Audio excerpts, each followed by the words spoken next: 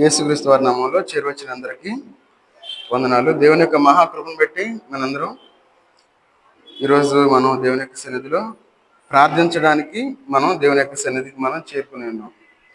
మనం దేవుని యొక్క సన్నిధిలో ఎందుకు ప్రార్థించాలి అనే విషయాల గురించి ఈరోజు ధ్యానం చేద్దాం. మనం దేవుని సన్నిధికి ప్రార్థన చేయడానికి దేవుని సన్నిధికి వచ్చి ఉన్నాం. అయితే మనం ఎందుకు ప్రార్థించాలి, అంత అవసరం ఏంటి? మొదటిగా మన జీవితంలో దేవునితో ఉన్న సంబంధాన్ని కొనసాగించడానికి ప్రార్థించేవారుగా ఉండాలి. ఎందుకు ప్రార్థించాలంటే, ఈ లోకంలో జీవించేటప్పుడు దేవునితో ఉన్న సంబంధాన్ని కోల్పోయేవారుగా ఉంటాం. ఎందుకంటే అపవాది మొదటిగా మన జీవితంలో చేసేది ఏంటంటే అదే, దేవునితో ఉన్న సంబంధాన్ని మనలో నుండి తీసివేస్తుంది, మనకి సంబంధం లేకుండా చేస్తుంది అనమాట. అయితే మనం దేవునితో సంబంధం కలిగి ఉండడానికి ఎట్లా జీవించాలి, ఆ విషయాలు అంటే మనం దేవునితో సంబంధాన్ని పెంపొందించుకోవడానికి ఏమని ప్రార్థించాలి, ఒక మాటలో చెప్పాలంటే ఆ విషయాల గురించి ఈ రాత్రికాల సమయంలో నేర్చుకుందాం. ఆ విధంగా ప్రార్థించడానికి ప్రయత్నం చేద్దాం. చూడండి, ద్వితీయోపదేశకాండం 6వ అధ్యాయము, ద్వితీయోపదేశకాండం 6వ అధ్యాయము 5వ వచనం అందరం కలిసి చదువుకుందాం. ద్వితీయోపదేశకాండం 6వ అధ్యాయము 5వ వచనం అందరం కలిసి చదువుకుందాం. నీ పూర్ణ హృదయముతోనూ, నీ పూర్ణ ఆత్మతోనూ, నీ పూర్ణ శక్తితోనూ నీ దేవుడైన యెహోవాను ప్రేమింపవలెను. ప్రార్థన చేసుకుందాం. మహోన్నతుడైన దేవా, సర్వాధికారి అయిన దేవా, నీకు వందనాలు తండ్రి. ఈ రాత్రికాల సమయంలో మీ పాత సంధిలో చేరినైనా మీ యొక్క వాక్యాన్ని మేము ధ్యానించుకోవడానికి, వినడానికి మీరు ఇచ్చిన కృపను బట్టి మీకు వందనాలు చెల్లించుకుంటూ ఉన్నా తండ్రి. చేరువచ్చిన బిడ్డల్ని మీరు జ్ఞాపకం చేసుకుని తండ్రి, వారికి కావాల్సిన ప్రతి అవసరాన్ని మీరు తీర్చమని అడుగుతూ ఉన్నా తండ్రి. వారి విశ్వాసంలో తండ్రి అంతకంతగా అభివృద్ధి చెందడానికి తగిన సహాయం దయచేయమని అడుగుతూ ఉన్నా తండ్రి. వారు ఏ బాధలో మీ సన్నిధికి వచ్చి ఉన్నారో తండ్రి, ప్రతి బాధను మీరు తీసివేయండి తండ్రి. అందరినైనా సమాధానం కలిగి సంతోషంగా మీ సన్నిధిలో కూర్చుండేలాగా తగిన సహాయం దయచేయండి. చదవబడిన వాక్య భాగాన్ని మీరు దీవించి ఆశ్రయించండి. మాకు కావాల్సిన ఆత్మీయ ఆహారాన్ని మాకు దయచేయమని యేసుక్రీస్తు వారి నామంలో ప్రార్థించి అడిగి వేడుకుంటున్నాం తండ్రి, ఆమెన్. ఇక్కడ చదువుకున్న వాక్య భాగాన్ని గమనించినట్లయితే ఒక మాట అంటా ఉన్నారు, నీ పూర్ణ హృదయముతోనూ, పూర్ణ ఆత్మతోనూ, పూర్ణ శక్తితోనూ నీ దేవుడైన యెహోవాను ప్రేమింపవలెను. మొదటిగా మన జీవితంలో దేవుణ్ణి ప్రేమించేవారుగా ఉండాలి. ఎవరిని ప్రేమించాలి? దేవుణ్ణి ప్రేమించేవారుగా ఉండాలి. అయితే ఈ లోకంలో ఏం చేస్తున్నామంటే మనుషుల్ని, లేదంటే లోకాన్ని ప్రేమించేవారుగా ఉన్నాం. అందుకే ఎట్లా ప్రేమించాలి అని ప్రశ్నించుకున్నట్లయితే పూర్ణ హృదయముతో ప్రేమించాలి. పూర్ణ ఆత్మతో ప్రేమించేవారుగా ఉండాలి.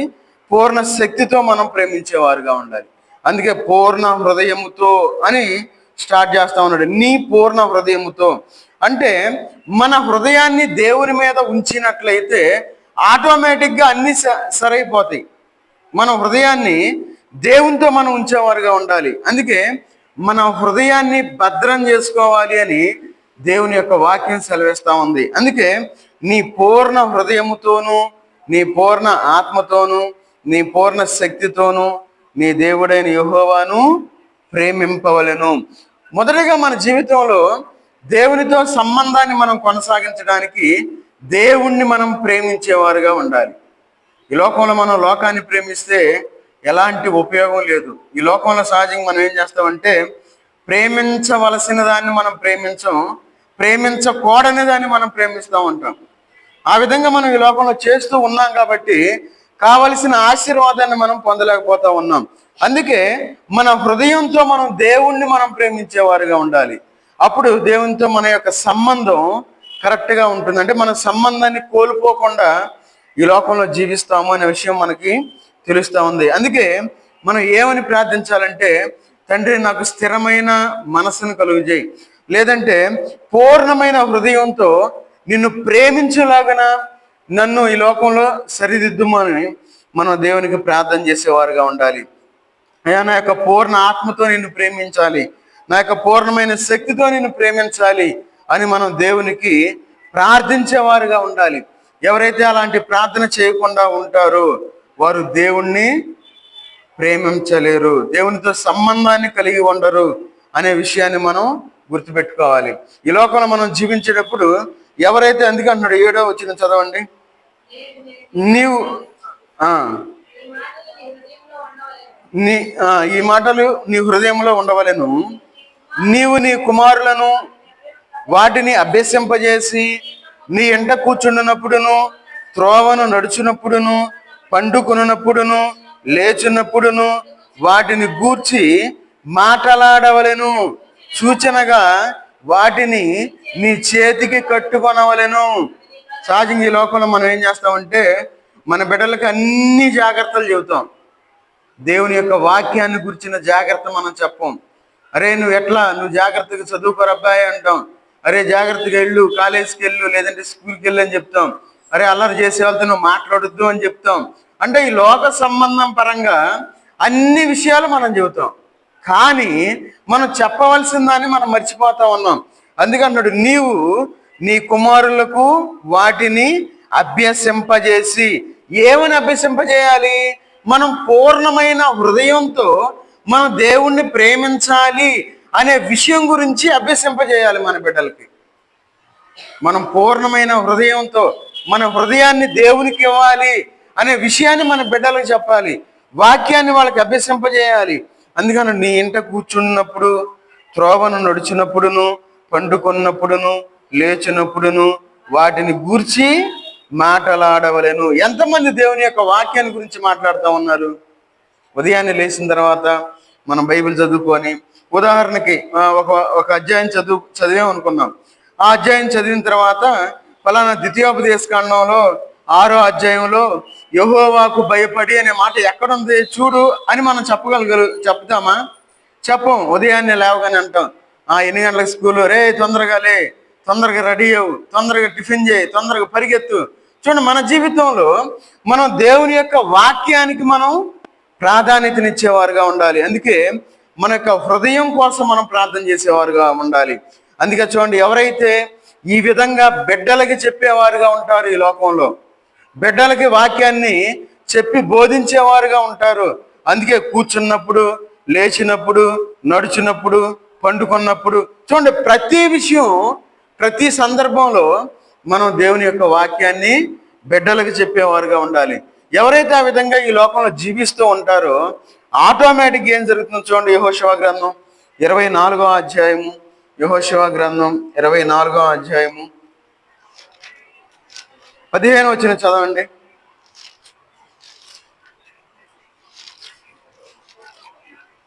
24:15 యెహోషువ. యెహోవాను సేవించుట మీ దృష్టికి కీడని తోచిన ఎడల మీరు ఎవని సేవించెదరో? నది అద్దరిని, మీ పితరులు సేవించిన దేవతలను సేవించెదరో?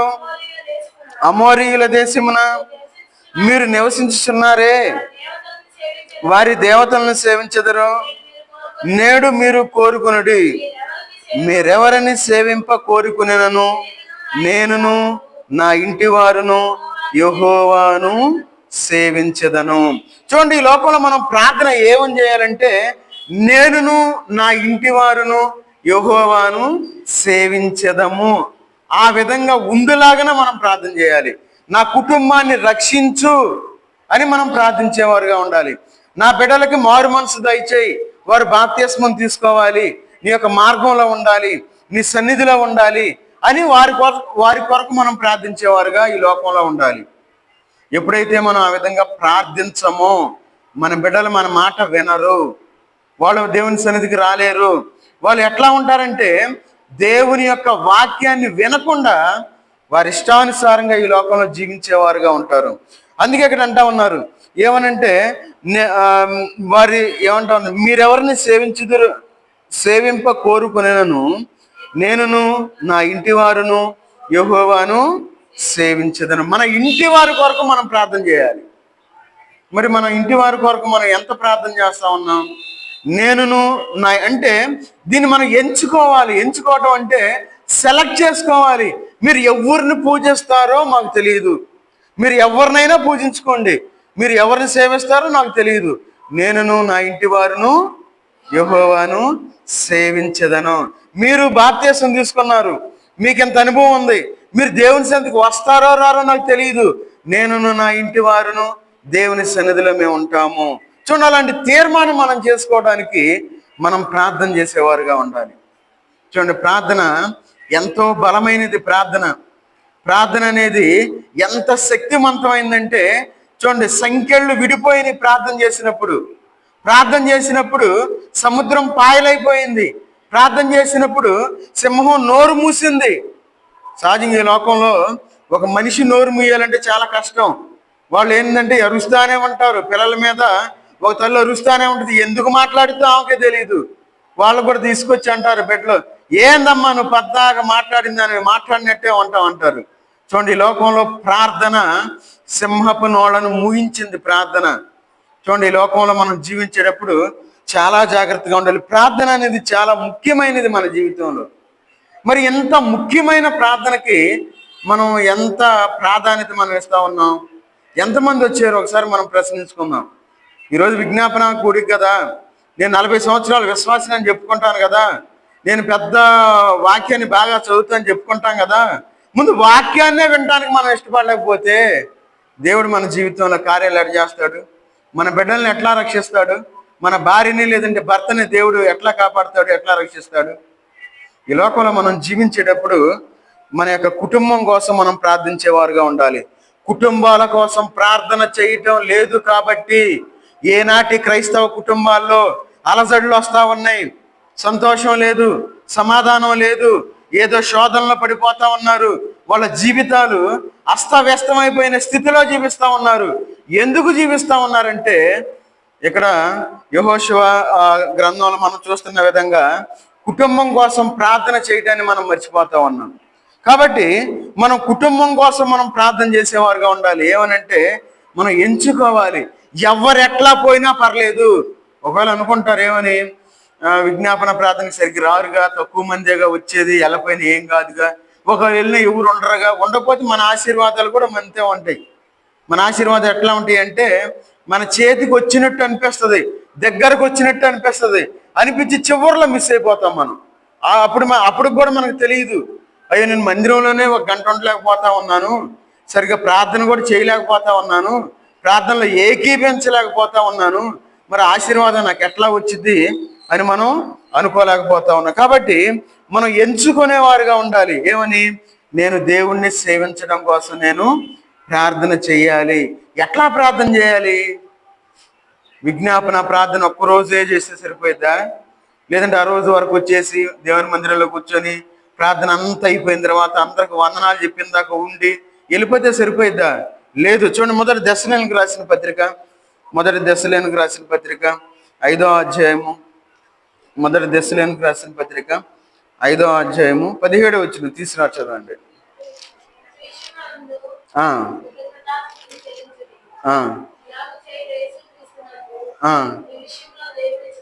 కొంచెం ముందు, ఎడతెగక ప్రార్థన చేయుడి. అంతే, ఎడతెగక ప్రార్థన చేయుడి.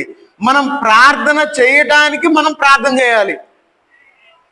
ఈ లోకంలో మనం ఏం చేస్తామంటే, ప్రార్థన చేసే మనసు కోసం మనం ప్రార్థన చేయం. ఏం చేస్తాం మనం? అసలు దాన్ని పక్కన పెట్టేసి ఎప్పుడు పాడిందే పాట, వందే మాత్రం జనగణమనలకు పాటలాగా పాడేస్తా ఉంటాం. అదే పాట, అయ్యా నువ్వు వచ్చావయ్యా, నువ్వు రక్తం చిందించావయ్యా, నువ్వు అది చేసావయ్యా కాదు. మన జీవితంలో వాక్యాన్ని మనం జాగ్రత్తగా వినాలి. ఈరోజు దేవుడు నాతో ఏం మాట్లాడుతూ ఉన్నాడు, నేను ఏ విధంగా ప్రార్థన చేయాలి, వాక్యం ద్వారా నాతో దేవుడు చెప్పిన వాక్యాన్ని నా యొక్క ప్రార్థనలో నేను చూపించే వాడిగా ఉండాలి, లేదంటే చూపించే దానిగా ఉండాలని చెప్పి మనం ఒక తీర్మానం తీసుకోవాలి. ఏందంటే చెబుతుంది బోడి అనుకోకూడదు. చాలా మంది అంతే అనుకుంటారు. అనుకుని దేవుని యొక్క వాక్యాన్ని వినడానికి కూడా ఇష్టపడరు. ఏందంటే ఈయనేది, ఏందంటే అబ్బాయి ఎంత, నా వయసు ఎంత, అబ్బాయి వయసు ఎంత. చూడండి, చాలా జాగ్రత్తగా ఉన్నారు. దేవుడు మోషేని సెలెక్ట్ చేసుకున్నాడు. నత్తివాడు అంటే చక్కగా మాట్లాడతాడా? నత్తివాళ్ళు మాట్లాడినప్పుడు మనకు చాలా నవ్వు వచ్చింది. వాళ్ళు ఏం మాట్లాడుతున్నారో మనకు అర్థం కాదు. అలాంటి నత్తివాడుగా ఉన్న మోషేని దేవుడు ఏర్పరచుకొని మోషే ద్వారా దేవుడు మాట్లాడాడు. మరి మోషే మాట్లాడినప్పుడు వాళ్ళందరూ వాళ్ళు హేళన చేయలే. ఒకవేళ ఉన్నారేమో మనకే తెలియదు. అయితే దేవుడు అన్ని లక్షల మంది సైన్యాన్ని నడిపించినట్లు మనం చూస్తూ ఉన్నాం. కాబట్టి ఈ యొక్క రాత్రికాల సమయంలో మనం ప్రార్థన చేయడానికి మనం ప్రార్థించాలి. మరి అర్థమైందో లేదు, ఈ లోకంలో మనం జీవించడానికి మనం ప్రార్థన చేయాలి. అంటే మనం ఎట్లా జీవించాలి అనే విషయాలు మనం తెలుసుకొని మనం ప్రార్థించేవారుగా ఉండాలి.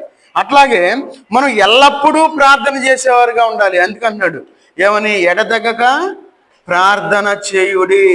ఎడతెగక తింటాం, మనం తప్పుగా తింటాం.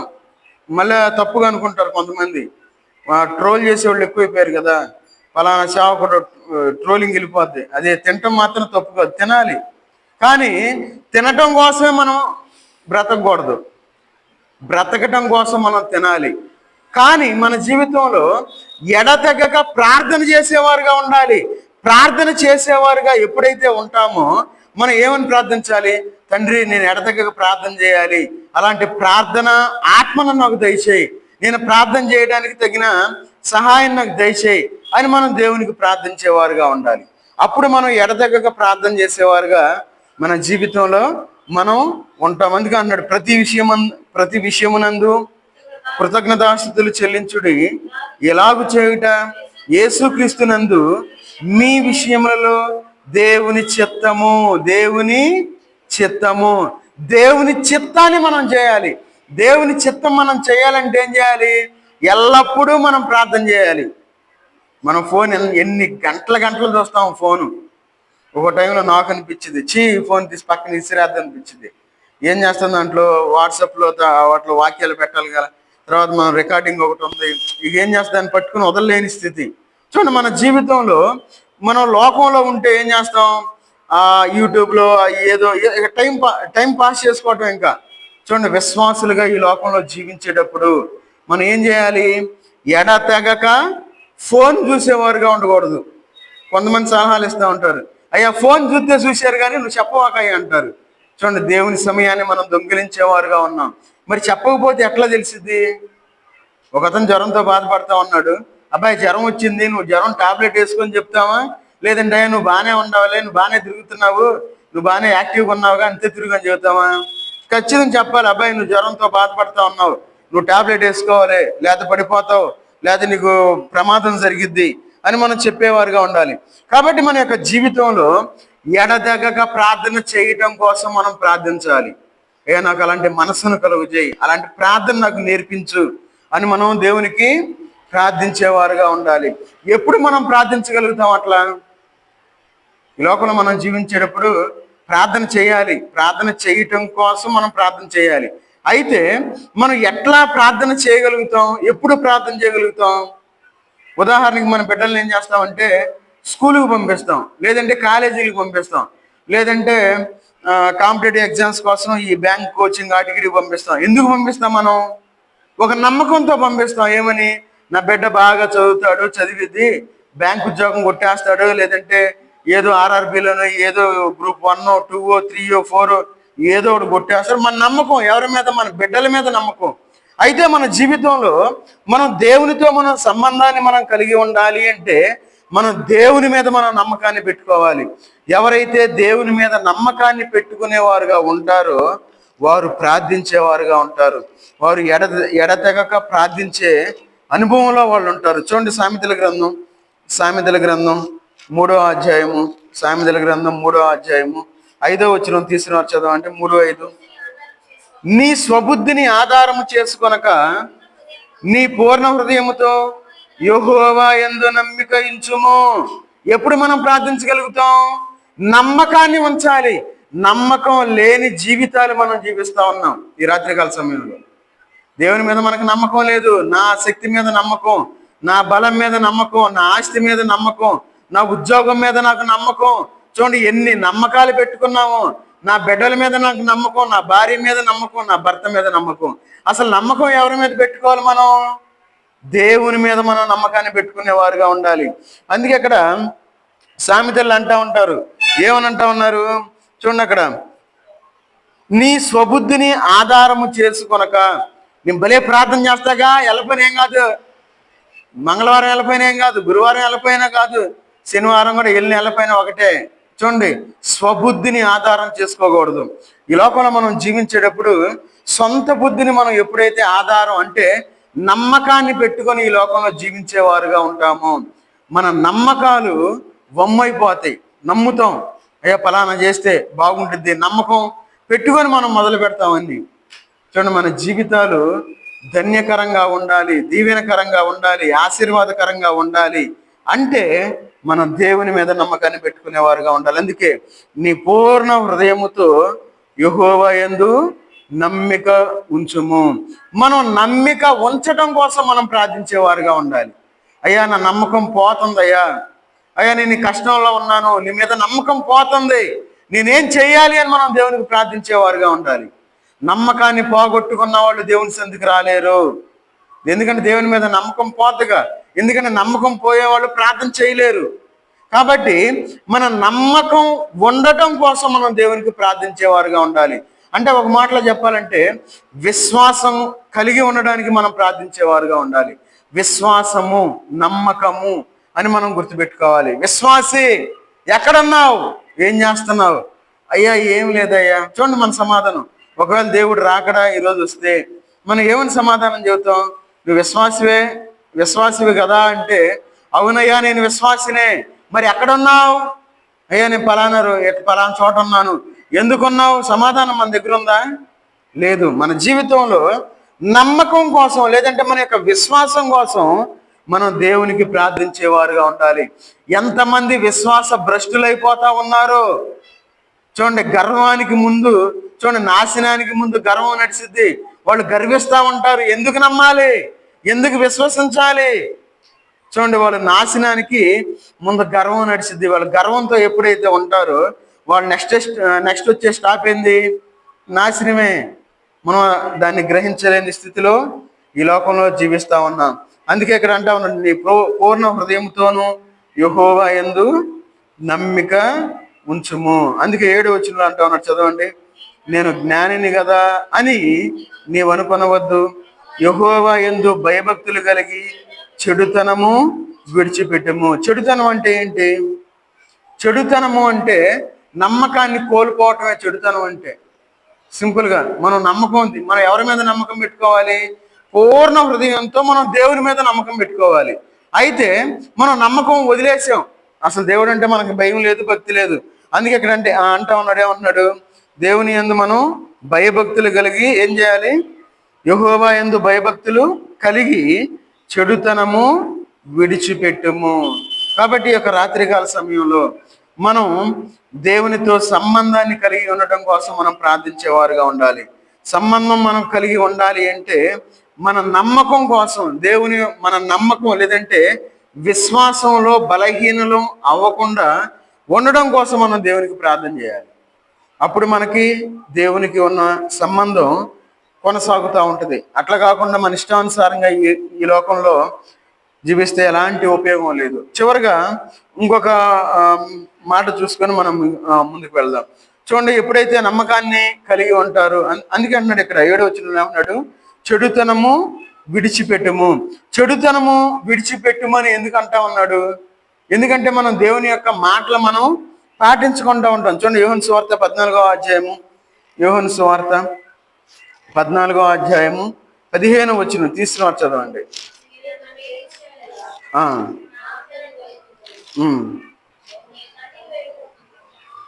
మీరు నన్ను ప్రేమించిన ఎడల నా ఆజ్ఞలను గైకొందురు. చూడండి, ఏం చేయాలి? మనం దేవుని యొక్క ఆజ్ఞలు మనం పాటించేవారుగా ఉండాలి. మరి దేవుని ఆజ్ఞలు మనం పాటించడం కోసం మనం ఏం చేయాలి? ప్రార్థన చేయాలి. అంతే. మనం ప్రార్థన చేయకుండా దేవుని ఆజ్ఞలు మనం పాటించలేము. అయ్యా నీ ఆజ్ఞలు పాటించేలాగా నాకు శక్తినివ్వు, నాకు బలాన్నివ్వు అని చెప్పి మనం దేవునికి ప్రార్థన చేయాలి.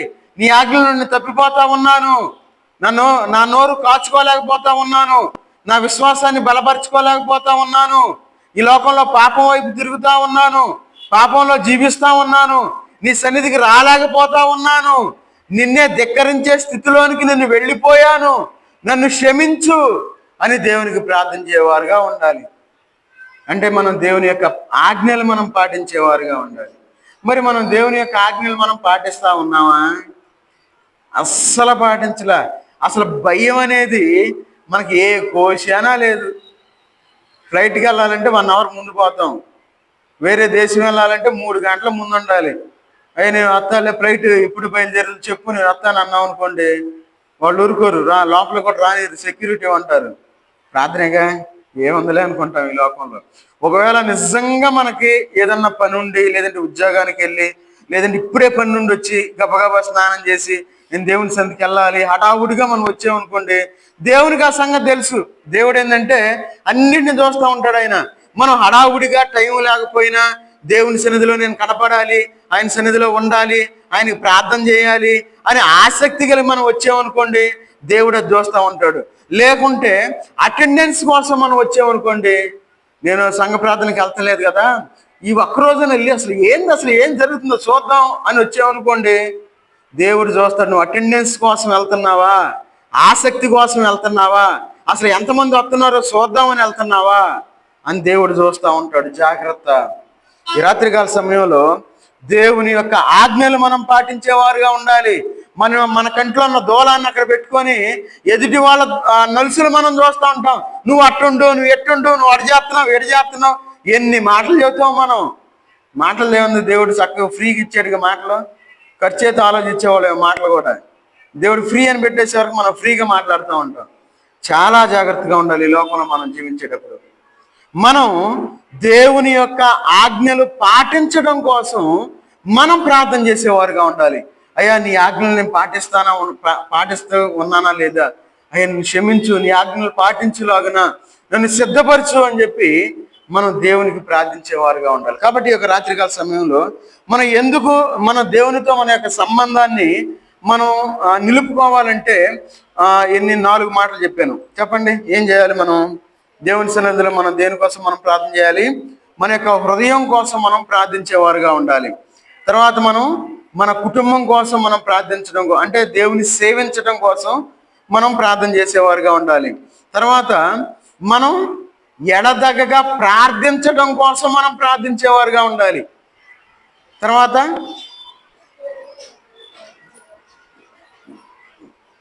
చెప్పాలి, గట్టిగా చెప్పాలి. ఈ మధ్య కొంచెం మనం అప్డేట్ అయ్యాం. కొంచెం ఈసారి మనం బ్లూటూత్ తెచ్చుకున్నాం దేవుని దయ వల్ల. నేను ఆలోచిస్తామన్నా ఎట్లా చేయాలా, వైర్ పోయింది, ఇంత ఖర్చు అయ్యిద్ది అని ఆలోచిస్తామంటే దేవుడు ఏదో దేవుని కృపను బట్టి ఇప్పుడు మైక్ లేక మనం కొన్ని వారాలు మనం యూట్యూబ్లో పెట్టలే, దేవుని కృపను బట్టి తీసుకొనగలిగాం. చాలా సంతోషంగా ఉంది.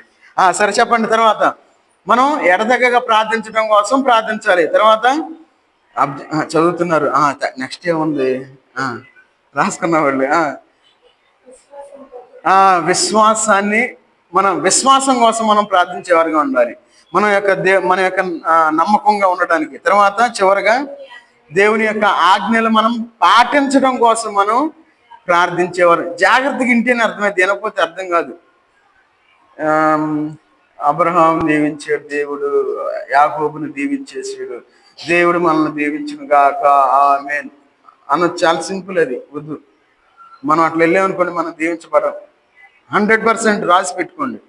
మనం ఎట్లా జీవించాలో తెలుసుకొని వెళ్తే మనం దీవించబడతాం.